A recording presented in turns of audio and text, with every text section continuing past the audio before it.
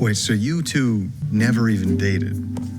Did you miss my heartbreaking story about two star-crossed lovers trying to find their way back to one another after years apart? All I heard was a story about two confused friends who lost touch over time. Okay. I just finished watching Coupled Up for Christmas.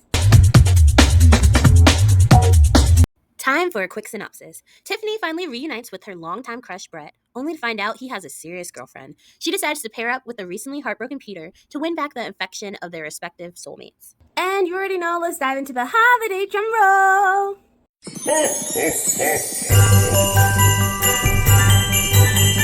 I am giving this movie Snow or a 3. This was an interesting movie. I will let you know I cannot stand the main female lead, Tiffany. She was very selfish, she was very self-centered, and she was very cringe in this movie, so I could not get with her at all. Like, she, to me, was honestly the worst part about this movie, which is why it also gets a 3, just because she was terrible. Now, all the other characters, I really enjoyed them, and I feel like you saw, like, a lot of character growth in them, but Tiffany was just the problem child. Like, she was willing to mess up everyone's life just to make hers better. And the guy Peter basically summed it up really well. Like, you're willing to break up this couple who are in love, who are happy, for a guy you never even dated, hadn't spoke to in like 5 years, and you're like, he's the love of my life, he's the one that I need to be with. What?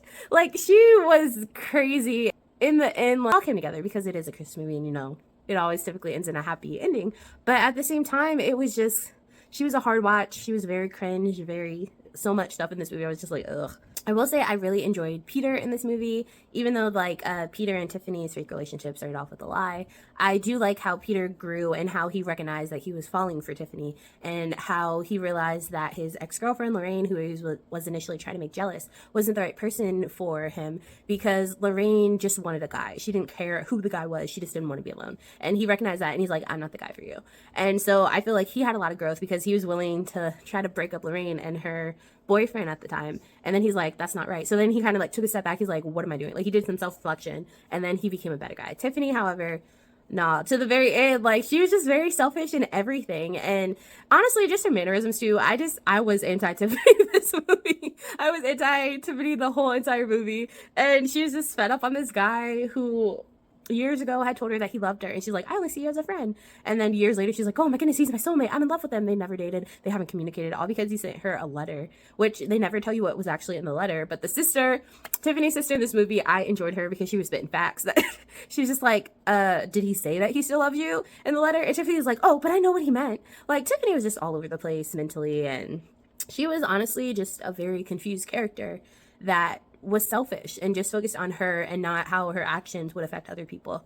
And I like the sister because the sister was just telling her the truth, like, yo, you need to reflect because what you're doing is not right. And so the sister to me was funny. The parents, they kind of like made parents. They weren't really as in the movie, but yeah, I give it a 3 or Snow. It was definitely kind of a messy Christmas movie. I think I'm kind of down on like the messy Christmas movies right now, but that's definitely what this was. So let me know if you have ever seen the movie Coupled Up for Christmas, if you saw it, what you think.